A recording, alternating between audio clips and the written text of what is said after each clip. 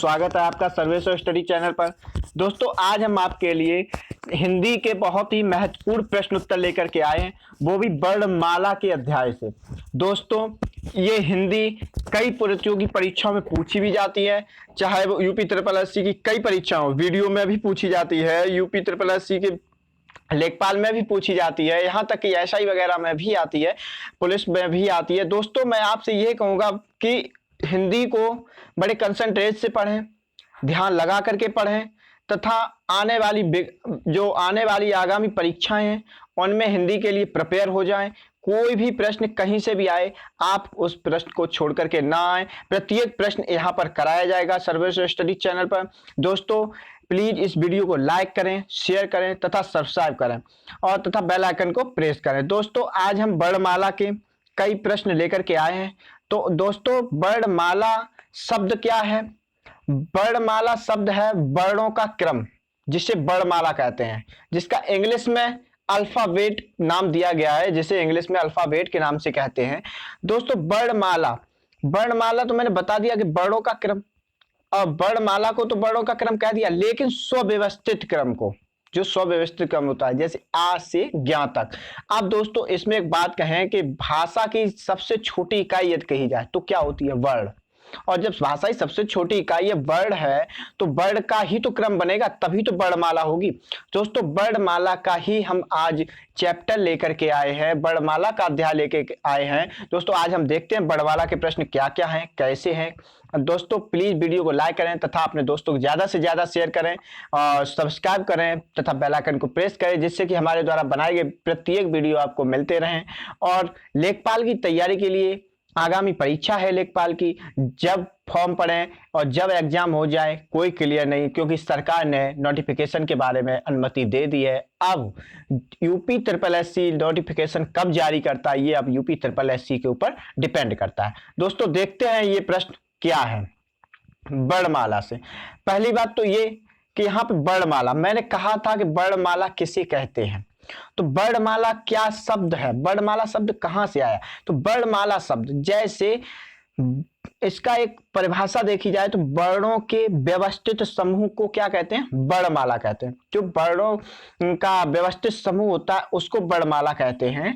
और पूछा जाए कि भाषा की सबसे छोटी इकाई क्या है, देखिए इसमें प्रश्न भी दिया गया है, भाषा की जो सबसे छोटी इकाई है, पूछा जाए यदि प्रश्न तो क्या बताएंगे आप भाषा की सबसे छोटी इकाई में? तो भाषा की सबसे छोटी इकाई क्या होती है? वर्ण होती है। यानी कि वर्ण को हम एक और शब्द कह सकते हैं अक्षर। अक्षर का मतलब होता है अक्षर, अ प्लस क्षर, जिसका अक्षर, जिसका नाश ना हो, वही तो हमारा क्या होगा? अक्षर। यानी कि किसका नाश नहीं होता, जैसे कहा भी गया है मुख से निकली वाणी कभी वापस नहीं आती है। तो इसी तरह वाणी यानी ध्वनि, जो ध्वनि किसी भी चीज से निकलती है, किसी भी वस्तु से निकलती है, वो ध्वनि का नाश नहीं होता है। जो ध्वनि किसी भी वस्तु से निकलती है उस ध्वनि का नाश नहीं होता है। जिसका खंडन ना होता हो, जिसका नाश ना होता हो, वो क्या होती है? वही तो ध्वनि होती है, वही अक्षर होता है, वही वर्ण होता है। बात समझना।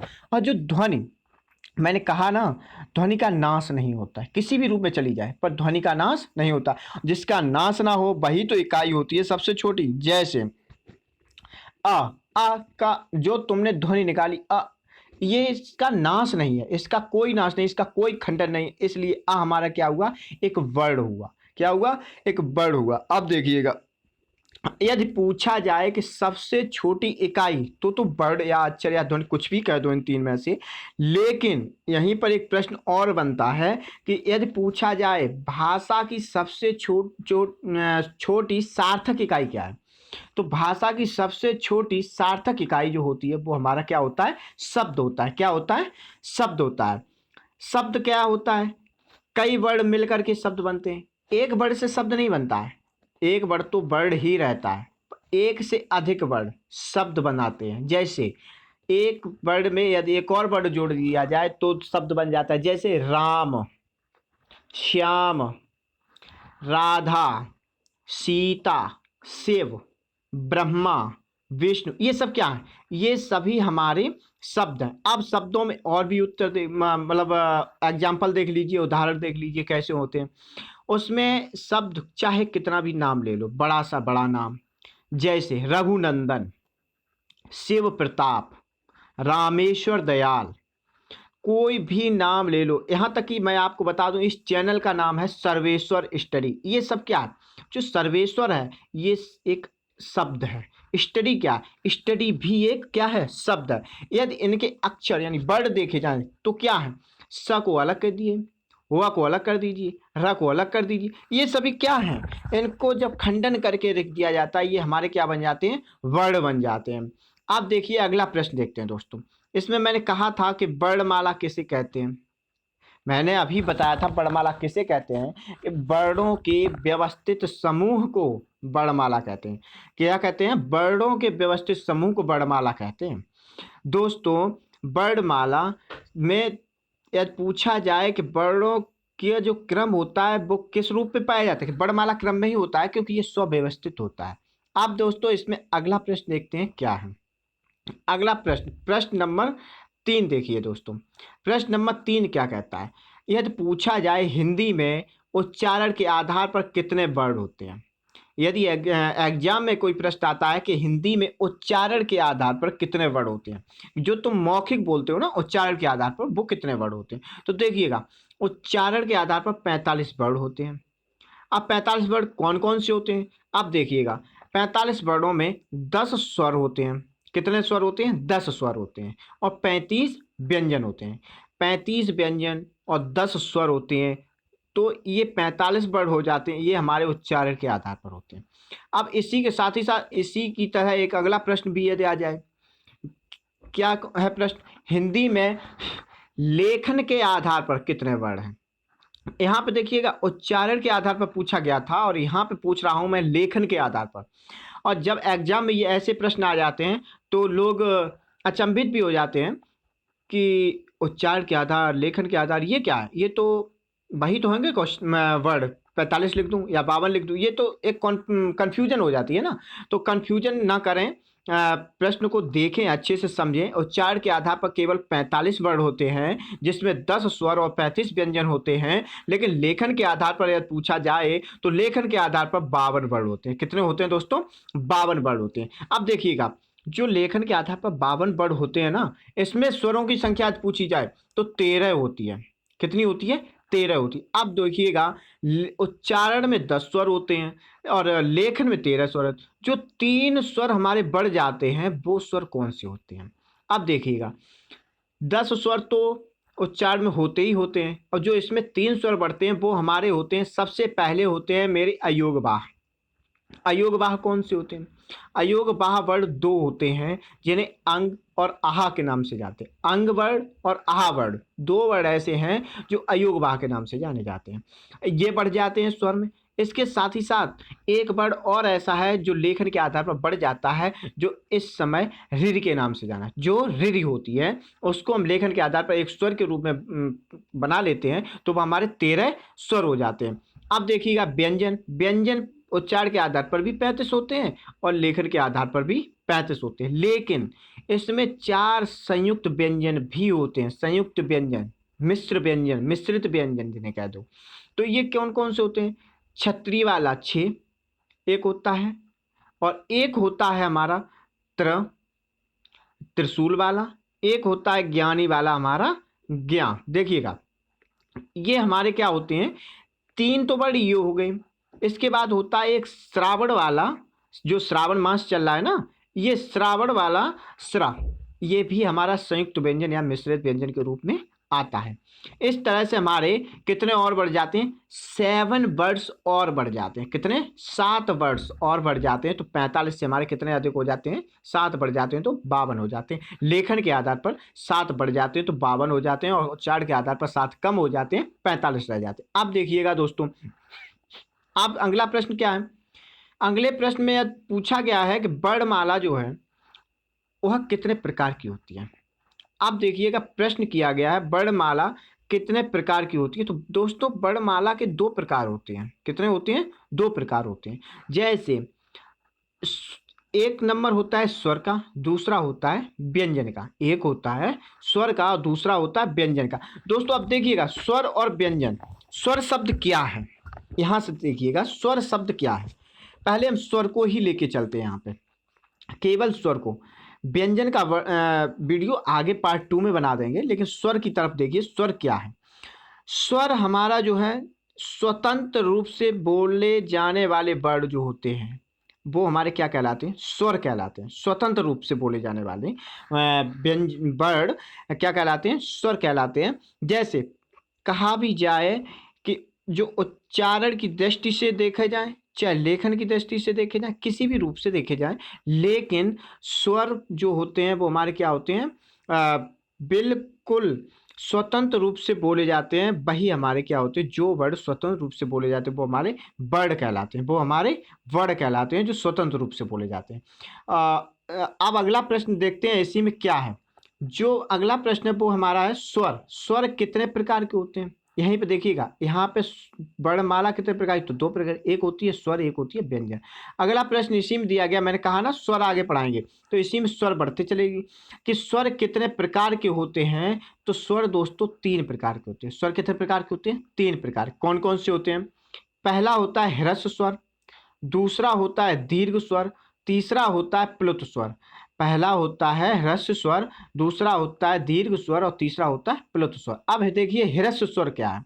जो ह्रस्व स्वर है वो हमारा छोटा आ, छोटी ई, छोटी ऊ, ये हमारे तीनों क्या हैं, ह्रस्व स्वर। और ह्रस्व स्वर कहते किसे हैं, ये देखिएगा, जिनके उच्चारण में कम समय लगता है वो हमारे क्या कहलाते हैं, ह्रस्व स्वर कहलाते हैं। जिनके उच्चारण में कम समय लगता है वो हमारे क्या कहलाते हैं, ह्रस्व स्वर कहलाते हैं। अब देखिएगा अगला क्या है, दीर्घ स्वर। बी नंबर में आता है दीर्घ स्वर। तो दीर्घ स्वर कौन कौन से होते हैं, ये देखिए। पहले बड़ा आ, बड़ी ई, बड़ा ऊ, ए अही और ओ अहू, ये जो 6-7 वर्ड हैं ये हमारे क्या हैं, ये हमारे दीर्घ स्वर हैं। ये हमारे 7 वर्ड दीर्घ स्वर हैं। और दीर्घ स्वर का की परिभाषा जो होती है वो हमारी क्या होती है, जिनके उच्चारण में ह्रस्व स्वर से अधिक समय लगता है वो हमारे क्या कहलाते हैं, दीर्घ स्वर कहलाते हैं। क्या कहलाते हैं दोस्तों, दीर्घ स्वर कहलाते हैं। अब यहीं पे देखिएगा, यह प्रश्न ये कर दिया जाए प्लुत स्वर किसे कहते हैं, क्योंकि स्वर 3 प्रकार के मैंने बताया ना। तो प्लुत स्वर जो होते हैं वो हमारे क्या होते हैं, जैसे देखिएगा यहाँ पर उदाहरण दिया गया, राम, जो रा और मा के बीच में आवृत हुई आ वर्ण की।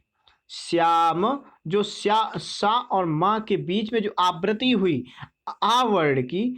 और जो हमारा बड़, जो जिसे हम इस रूप में व्यक्त करते हैं, जो हम जिसे इस रूप में व्यक्त करते हैं, ये हमारा क्या कहलाता है, प्लुत स्वर। प्लुत स्वर का मतलब क्या होता है, जैसे हम शब्द बोलते हैं ओम, जो ओम वर्ड आ रहा है, जिसे हम थोड़ी देर आवृत्ति देते रहें, एक ही वर्ड को, एक ही मात्रा को आवृत्ति देते रहें, तो वो हमारा क्या होता है, प्लुत स्वर। जैसे इसका इसकी परिभाषा देखी जाए तो क्या होती है, जिनके उच्चारण में दीर्घ स्वर से भी अधिक समय लगे। जैसे दीर्घ स्वर में कहते हैं, कोई भी नाम ऐसे ले लो जिस नाम के पीछे आ वर्ड आए, या कोई भी ऐसा नाम ले लो जिसके पीछे ई वर्ड आए। तो रोशनी नाम जैसे लिया, जैसे कोई रोशनी आती है, लाइट आती है, तब हम कहते हैं ना रोशनी, बस काम खत्म हो गया, यानी कि रोशनी वर्ड पूरा हो चुका है, दो रोशनी शब्द पूरा हो चुका है दीर्घ स्वर में, रोशनी, काम खत्म। अब प्लुत स्वर में क्या कहेंगे, वो देख लीजिए। प्लुत स्वर में हमेशा वर्ड की आवृत्ति बढ़ जाती है, समय 2 गुना लगता है। कैसे, वो देख लीजिए। राम, जब तुम किसी को, दूर स्थित इंसान को, दूर स्थित वस्तु को आवाज देते हो, तो उसके लिए जो आवृत्ति बनती है बीच में, जैसे राम को आवाज दी तो रा और माँ के बीच जो आवृत्ति बनी, श्याम को आवाज दी तो सा और माँ के बीच में जो आवृत्ति बनी, या ओम शब्द का उच्चारण किया, जो ओम का उच्चारण करते हैं ना, तो ये प्लुत स्वर में ही जाता है, क्योंकि इसमें आवृत्ति बढ़ जाती है। अब देखिएगा, इसमें भी दीर्घ स्वर से ज्यादा समय लगता है। अब देखिएगा दोस्तों, अगला प्रश्न क्या कहता है, अगला प्रश्न है स्वर किसे कहते हैं। मैंने अभी बताया था थोड़ी देर पहले, जो स्वर है वो स्वतंत्र रूप से बोले जाने वाले वर्ड होते हैं। जो स्वर हैं वो क्या हैं, वो स्वतंत्र रूप से बोले जाने वाले वर्ड होते हैं, उन्हें हम क्या कहते हैं, स्वर कहते हैं। अब देखिएगा दोस्तों, अगला प्रश्न क्या है, प्रश्न नंबर 8, पूछा जाए यदि एग्जाम में कि परंपरागत रूप से स्वरों की संख्या कितनी है, यहाँ पर संख्या पूछी गई है। तो संख्या जो होती है वो हमारी कितनी होती है, 13। कितनी होती है, परंपरागत रूप से पूछी गई है तो 13 होती है। और यदि उच्चारण की दृष्टि से पूछी जाए तो हमारी 10 होती है, या उच्चारण की दृष्टि से पूछा जाए तो हमारी 10 होती है। अब देखिएगा अगला प्रश्न क्या कहते हैं। यहीं पर मैंने अभी बताया था थोड़ी देर पहले कि अयोगवाह वर्ण कौन से हैं, उसमें जुड़ जाते हैं अयोगवाह वर्ण, और जिसमें उच्चारण की दृष्टि में हट जाते हैं अयोगवाह वर्ण, हटाए जाते हैं। तो अयोगवाह वर्ण कौन से हैं, तो अंग और आहा 2 वर्ण हैं जो अयोगवाह वर्ण हैं। तो अयोगवाह कहते किसे, इसकी परिभाषा क्या है वो देखिएगा दोस्तों। जो अयोगवाह है उसकी परिभाषा क्या है, तो अयोगवाह की परिभाषा है जो वर्ण वर्णमाला में होते हुए भी, देखिएगा वर्णमाला में तो हैं परंतु न तो स्वर में जोड़े जाएं और ना ही व्यंजन में जोड़े जाएं, न तो वो स्वर की तरफ से काम करें और ना ही व्यंजन की तरफ से काम करें, तो वो हमारे क्या कहलाते हैं, अयोगवाह वर्ण कहलाते हैं। वो हमारे अयोगवाह वर्ण कहलाते हैं। जैसे 2 वर्ण ऐसे हैं जो अयोगवाह वर्ण हैं, एक अंग और एक आहा। अब देखिए दोस्तों अगला प्रश्न क्या कहते हैं। अगला प्रश्न जो है वो हमारा, देखिएगा इसमें अयोगवाह में एक बात और सुन लीजिएगा, जो अंग और आहा वर्ण हैं वो हमारे, एक चीज और है, आ और आ से पहले यूज होते हैं, आ और आहा के बाद में नहीं। जैसे हम लोग लिखते हैं जो, वो हमारे जो हम वर्ड लिखते हैं, जैसे आ, छोटा आ, बड़ा आ, छोटी ई, बड़ी ई, उसके बाद सबसे पीछे ओ अहू के बाद में हम लिखित में अंग और आहा लिखते हैं, या बोलने में भी अंग आहा लिखते हैं। लेकिन सही रूप में देखा जाए तो हमारे अंग और आहा सबसे आगे होते हैं, सबसे आगे, यानी कि शुरुआत यदि 12 खड़ी की जाए तो कहाँ से होती है, अंग, आहा, छोटा आ, बड़ा आ, छोटी ई, बड़ी ई, इस तरह से आगे बढ़ते। किस तरह से, शुरुआत कहाँ से होती है, अंग और आहा से। कहाँ से होती है दोस्तों, अंग और आहा से। अब देखिएगा इसमें क्या दिया गया है। इसमें अंग क्या है, अंग का एक और नाम है जो अंग, जैसे अनुस्वार भी कहते हैं, अंग को अनुस्वार कहते हैं। और आह जो होता है जो विसर्ग कहते हैं, आह को क्या कहते हैं, विसर्ग। अंग और आह का दूसरा रूप भी जिसे होता है, अंग का होता है अनुस्वार और आह का होता है विसर्ग दोस्तों। अब देखिएगा अगला प्रश्न क्या कहते हैं। अब दोस्तों अगला प्रश्न देखिएगा, 1 मिनट, हाँ यहाँ पे आ जाइए, 10वां प्रश्न है। प्रश्न नंबर 10 क्या कहता है, प्रश्न नंबर 10 कहता है कि मात्रा तथा उच्चारण काल के आधार पर स्वर कितने प्रकार के होते हैं। तो दोस्तों मैंने अभी थोड़ी देर पहले बताया था कि स्वर कितने प्रकार के होते हैं, बात समझ गए ना। तो स्वर जो उच्चारण के या मात्रा काल के आधार पर पूछे गए, मैंने तब भी यही बताया था, वो अभी भी ये प्रश्न पूछ रहे हैं। तो इसमें क्या दिया गया, 3 प्रकार के होते हैं। कितने प्रकार के होते हैं दोस्तों, 3 प्रकार के होते हैं। पहला होता है ह्रस्व स्वर। ह्रस्व स्वर कौन से स्वर होते हैं, मैंने अभी पहले बताया था। ह्रस्व स्वर वो स्वर होते हैं जिनके उच्चारण में कम समय लगता है, जैसे छोटा आ, छोटी ई, छोटा ऊ, ये सभी हमारे क्या हैं, ह्रस्व स्वर हैं। और बी देखा जाए तो दूसरा क्या है, दीर्घ स्वर।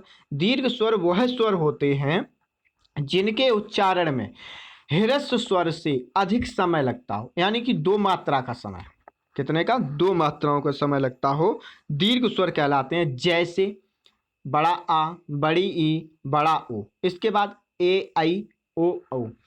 ये जो वर्ण होते हैं, ये जो 7 वर्ण हैं, ये हमारे कौन से वर्ण हैं, ये हमारे दीर्घ स्वर हैं। ये हमारे कौन से स्वर हैं, दीर्घ स्वर हैं। और यहीं पर देखा जाए सी नंबर पर तीसरा स्वर है, वो हमारा कौन सा है, प्लुत स्वर। मैंने अभी बताया था प्लुत स्वर कौन से स्वर होते हैं। इसकी परिभाषा यदि देखी जाए तो क्या होती है, इसकी कोटेशन क्या है, जिनके उच्चारण में दीर्घ स्वर से भी अधिक समय लगता हो, जैसे किसी को भी पुकारने में या नाटक के संवादों में जो इसका प्रयोग ज़्यादा किया जाता है। किसमें, नाटकों के संवादों में, या किसी को पुकारने में, किसी को आवाज़ लगाते हैं, किसी को जो दूर वस्तु खड़ी होती है उसे भी आवाज़ लगाते हैं, तो क्या पुकारने में जो समय लगता है, जैसे शब्द आता है है राम। तो रा और माँ के बीच की आवृत्ति जो बढ़ती चली जाती है, जो दीर्घ स्वर से भी अधिक होती है, इसी को हम क्या कहते हैं? प्लुत स्वर दोस्तों। अब देखिएगा अगला प्रश्न क्या है। 11वां प्रश्न देखिए दोस्तों। 11वां प्रश्न जो है वो हमारा प्रश्न है, जीव के प्रयोग के आधार पर स्वर कितने प्रकार के होते हैं? जीव, जिह्वा, जिह्वा के प्रयोग के आधार पर कितने प्रकार के स्वर होते हैं? जिह्वा तत्सम और तद्भव रूपों में कौन सी होती है? और जिह्वा जो होती है वो हमारी तत्सम होती है। जिह्वा क्या होती है? हमारी तत्सम होती है दोस्तों। तत्सम और तद्भव के लिए हम एक अलग से पार्ट बनाएंगे, एक अलग सा पार्ट लेंगे, उसके लिए अलग से चैप्टर उठाएंगे। अब देखिए दोस्तों अगला इसी में क्या है कि जीव के प्रयोग के आधार पर स्वर कितने प्रकार के होते हैं। तो जीव के आधार पर यानी जिह्वा के प्रयोग के आधार पर देखा जाए तो 3 प्रकार के होते हैं। कितने प्रकार के होते हैं दोस्तों? 3 प्रकार के होते हैं। कौन कौन से होते हैं? ये प्रश्न पूछा भी गया था जो मैं आपको बता रहा हूं, देखना। जैसे कि पहला नंबर होता है अग्रस्वर। इसमें प्रश्न दिया गया था कि कौन सा वर्ड अग्रस्वर है। ये विगत परीक्षा में लेखपाल में पूछा गया था कि कौन, ये प्रश्न दिया गया निम्नलिखित स्वर, निम्नलिखित वर्डों में कौन सा वर्ड अग्रस्वर है। उसमें से 4 वर्ड दे दिए गए थे। उसमें से एक वर्ड था बड़ी आई, जिसे हम आई शब्द में कहते हैं, वो हमारी क्या होती है? अग्रस्वर। वही आंसर सही था, उसमें सी ऑप्शन दिया गया था अही के रूप में, तो वही हमारा सही ऑप्शन था। अब देखिएगा अग्रस्वर क्या स्वर होते हैं, इसकी परिभाषा क्या होती है। अग्रस्वर जिन स्वरों के उच्चारण में जीभ का अग्र भाग काम करता हो, आगे का भाग काम करता हो, वो हमारे क्या कहलाते? अग्रस्वर कहलाते हैं। जैसे छोटी ई, बड़ी ई, ए और अही, ये 4 वर्ड जो हमारे हैं वो हमारे क्या हैं दोस्तों? अग्रस्वर कहलाते हैं। वो हमारे क्या कहलाते हैं? अग्रस्वर कहलाते हैं। अब देखिएगा इसी में नंबर 2 क्या है? मध्य स्वर। मध्य स्वर क्या होते हैं, इसकी परिभाषा क्या होती है? यदि कोई पूछता है तो इसमें तुरंत जवाब देते हैं हम लोग, जिन स्वरों के उच्चारण में जीभ का मध्य भाग काम करता है। कौन सा? मध्य भाग काम करता है, तो हमारा मध्य स्वर कहलाता है। जैसे कि अ, यानी कि छोटा आ, छोटा आ हमारा मध्य स्वर में आता है। अब देखिएगा अगला तीसरा नंबर क्या है। तीसरा नंबर जो है वो हमारा है पश्च स्वर। पश्च माने होता है पिछला भाग, तो जो पिछले भाग से स्वर बोला जाए। जैसे जिन स्वरों का उच्चारण में जीभ का पश्च भाग काम करता हो, यानी पिछला हिस्सा काम करता हो, तो वो हमारा क्या कहलाता है दोस्तों? पश्च स्वर कहलाता है। क्या कहलाता है? पश्च स्वर कहलाता है। अब पश्च स्वर क्या है, कौन कौन से है? बड़ा आ, छोटा ऊ, बड़ा ऊ, ओ, अहू और ओ यानी कि कॉफी वाली ओ, कॉफी वाली और आ, उ, ओ, अहू और ओ, ये वर्ड जो हमारे हैं, ये 6 वर्ड हमारे पश्च स्वर में आते हैं। किस में आते हैं? पश्च स्वर में आते हैं। अब देखिएगा दोस्तों अगला प्रश्न क्या कहते हैं। अगला प्रश्न है प्रश्न नंबर 12। देखिए, मुख द्वार खुलने के आधार पर स्वर कितने प्रकार के होते हैं। अब देखिएगा दोस्तों, मुख द्वार खुलने के आधार पर पूछा गया है, तो मुख द्वार यानी कि मुख के खुलने के आधार पर पूछा गया, तो ये जो है वो 4 प्रकार के होते हैं। कितने प्रकार के होते हैं दोस्तों? 4 प्रकार के होते हैं। अब देखिएगा इसमें पहला जो प्रकार है वो हमारा है विव्रत। विव्रत क्या है? विव्रत जिन स्वरों के उच्चारण में मुख द्वार पूरा खुलता है, जिन मतलब स्वरों के उच्चारण में मुख द्वार पूरा खुलता है, वो हमारे क्या कहलाते हैं? विव्रत कहलाते हैं। जैसे कि आ, यानी कि बड़ा आ जब बोलते हैं तो जो हमारा मुख द्वार होता है वो हमारा पूरा खुल जाता है। इसी में नंबर 2 देखिए क्या है? अर्धविव्रत। अर्धविव्रत क्या कहता है? अर्धविव्रत जो है वो हमारा कहता है जिन स्वरों के उच्चारण में मुख द्वार, जिन स्वरों के उच्चारण में मुख द्वार आधा ही खुलता है। कितना? आधा खुलता है, तो वो हमारे जो वर्ड होते हैं वो हमारे अर्धविव्रत वर्ड कहलाते हैं, अर्धविव्रत स्वर भी कहलाते हैं। अब इसी में देखिएगा क्या है, कौन कौन से हैं वर्ड? छोटा आ, अही, औ और ओ, कॉफी वाली ओ, ये 4 वर्ड जो हमारे हैं वो हमारे क्या कहलाते हैं? अर्धविव्रत कहलाते हैं। क्या कहलाते हैं? अर्धविव्रत। अर्ध का मतलब भी होता है आधा, अर्ध का मतलब भी होता है आधा। अब देखिएगा अगला नंबर क्या है? अगला नंबर 3 है अर्धसंवृत। अर्धसंवृत क्या है? देखिए दोस्तों, अर्धसंवृत का मतलब होता है जिन स्वरों के उच्चारण में मुख द्वार आधा खुलता है। अब देखना, आधा खुलता है तो कौन कौन से वर्ड ऐसे हैं जो आधे मुख खुलने पर ही बोले जाते हैं? जैसे छोटी ए और ओ। ए और ओ दो वर्ड ऐसे हैं जो अर्धसंवृत होते हैं। कैसे होते हैं दोस्तों? अर्धसंवृत होते हैं। अब नंबर 4 देखिए कौन से? संवृत। संवृत क्या है दोस्तों? संवृत, संवृत कहते हैं जिन स्वरों के उच्चारण में मुख द्वार लगभग बंद रहता है। लगभग बंद रहता है, पूरा बंद नहीं होता है दोस्तों, लगभग बंद रहता है। तो लगभग बंद रहता है, जैसे कौन कौन से वर्ड हैं? देखना, छोटी ई, बड़ी ई, छोटा ऊ और बड़ा ऊ। ये 4 वर्ड ऐसे वर्ड हैं जो लगभग बंद रहते हैं और बोल दिए जाते हैं, इन्हें कहते हैं संवृत। दोस्तों अब अगला प्रश्न देखना, 13 नंबर का क्या है? 13 नंबर का प्रश्न जो है वो पूछा गया है कि ओठों की स्थिति के आधार पर स्वर कितने प्रकार के होते हैं, यानी कि ओठों की बनावटी के आधार पर। अब ठीक है, दो कितने प्रकार के होते हैं दोस्तों? 2 प्रकार के होते हैं। कौन कौन से होते हैं? पहला होता है, नंबर 1 पर देखा जाए तो आवृतमुखी, और नंबर 2 पर देखा जाए व्रतमुखी। तो आवृतमुखी कौन से होते हैं? उन्हें देखिएगा, जिन स्वरों के उच्चारण में ओठ व्रतमुखी यानी कि गोलाकार नहीं होते हैं। जिन स्वरों के उच्चारण में ओठ व्रतमुखी यानी कि गोलाकार नहीं होते हैं, वो हमारे क्या कहलाते हैं? आवृतमुखी कहलाते हैं। क्या कहलाते हैं दोस्तों? आवृतमुखी कहलाते हैं। यहीं पे देखिएगा कौन कौन से वर्ड ऐसे हैं जो आवृतमुखी हैं। तो छोटा आ, बड़ा आ, छोटी ई, बड़ी ई, ए और अही, ये जो 6 वर्ड हैं ये हमारे कौन से वर्ड हैं? आवृतमुखी स्वर वर्ड हैं। कैसे हैं? आवृतमुखी स्वर वर्ड हैं हमारे। ये याद कर लो, ये किसी भी परीक्षाओं में कहीं भी पूछे जा सकते हैं। अब देखिएगा, इसी में नंबर 2 क्या है? व्रतमुखी। व्रतमुखी क्या है? व्रतमुखी है जिन स्वरों के उच्चारण में, जिन स्वरों के उच्चारण में ओठ, ओठ का मतलब होता है जो ओठ, ओठ होता है वो हमारा कौन सा? तद्भव शब्द है, होठ जिसे कहते हैं। ओठ हमारा होता है तद्भव शब्द और ओष्ठ होता है हमारा तत्सम।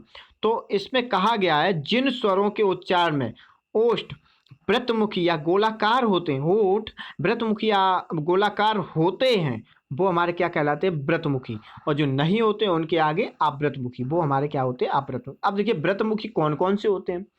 छोटा ऊ, बड़ा ऊ, ओ, आहू और औ। ये 5 वर्ड जो हमारे होते हैं वो हमारे कौन से वर्ड होते हैं? वो हमारे व्रतमुखी स्वर वर्ड होते हैं। कौन कौन से होते हैं दोस्तों?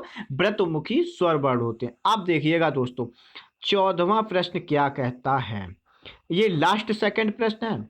अब देखिएगा 14 प्रश्न क्या है? 14वां प्रश्न जो है वो हमारा है, वायु के निकलने के आधार पर स्वर कितने प्रकार के होते हैं? तो वायु के निकलने के आधार पर स्वर कितने प्रकार के होते हैं? 2 प्रकार के होते हैं दोस्तों। वायु या हवा, ये किस प्रकार से निकलती है? नाक और मुंह के निकलने के आधार पर बात की गई है इसमें। किसके? नाक और मुंह के आधार पर निकलने की बात की गई है इसमें। अब देखिएगा ए ऑप्शन क्या है? नेरानुनासिक या मौखिक। जो ये जो होता है वो हमारा किससे निकलता है? मौखिक, मुख से। मौखिक शब्द कहा गया है, तो ये मौखिक जो शब्द कहा गया है वो हमारे मुख से उच्चार निकलेगा। किससे निकलेगा दोस्तों? मुख से।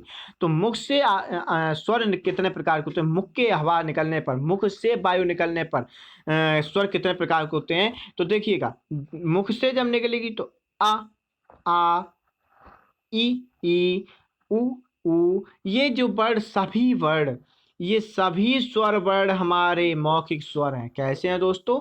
मौखिक स्वर है। परंतु अगला प्रश्न इसी में अगला नंबर दिया गया कि अनुनासिक स्वर।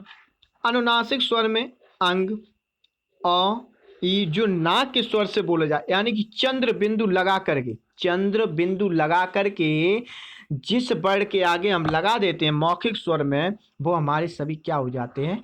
अनुनासिक। अनुनासिक का मतलब होता है नाक के माध्यम से हवा निकालना। जैसे हमारे मोदी जी जब भी बात करते हैं तो कैसे? नाक के स्वर से बात करते हैं दोस्तों, नाक के स्वर। कभी भी देखना, वो कहते हैं ना भाइयों बहनों, तो कभी भी सुनना कि वो हमेशा नाक के स्वर से बात करते हैं। तो वो जो भी पढ़े हैं वो हमारा अनुनासिक स्वर पढ़े हैं, निरनुनासिक नहीं, मौखिक स्वर नहीं पढ़े। वो जो भी पढ़े हैं वो अनुनासिक पढ़े। अब देखिएगा अगला क्या अंतिम प्रश्न पूछा गया है दोस्तों। 15वां प्रश्न कहता है घोषत्व के आधार पर स्वर कितने प्रकार के होते हैं। इसमें देखिएगा क्या कहा गया है। घोषत्व के आधार पर देखिएगा, घोष और अघोष, घोष को हम सघोष भी कहते हैं, दो प्रकार के होते हैं। ये तत्व दो प्रकार के होते हैं। एक घोष होता है जिसे सघोष भी कहते हैं, चाहे सघोष कह लो या घोष कह लो। एक होता है अघोष। परंतु इसमें सभी स्वर, जो स्वर होते हैं वो सभी स्वर क्या होते हैं, हमारे सघोष होते हैं, यानी कि घोष होते हैं। कोई भी स्वर ऐसा नहीं है जो अघोष हो। प्रत्येक स्वर, सभी स्वर हमारे क्या हैं, सघोष हैं, घोष हैं।